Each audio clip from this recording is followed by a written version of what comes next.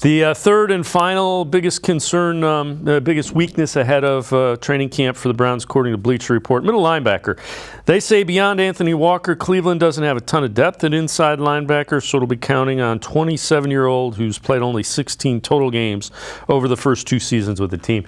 Tom, I think they're going to be playing a lot of 3 safety, 2 linebacker, and it's going to be JOK and Anthony Walker if he's healthy. But I don't think they're playing traditional 3 linebacker very often.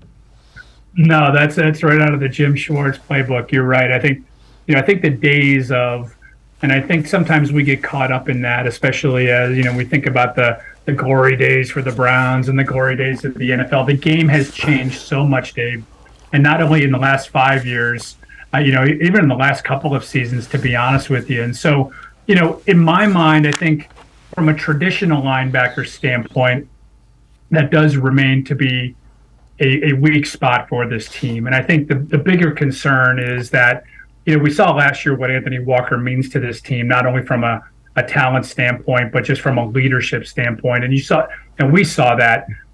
Just a couple of weeks ago out in minicamp and OTAs where he wasn't even on the field for most of the drills, but boy, he was leading by his voice and getting guys to line up. It's like having another coach out there, and that's not to be taken lightly by people because that's a real thing, especially when you have young players who are learning a new system.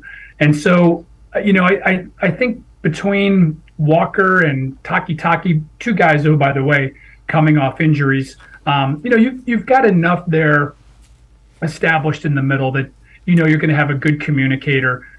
They need those other guys to step up, though, like you mentioned before. JOK has to have a big year. Jacob Phillips has to stay healthy.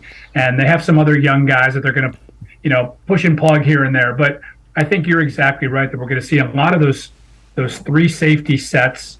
I think you're going to see Jim Schwartz try to use guys like JOK as a real kind of a hybrid type player, kind of a rover, if you will, and line him up in spots where you feel like you can exploit some weaknesses from that team.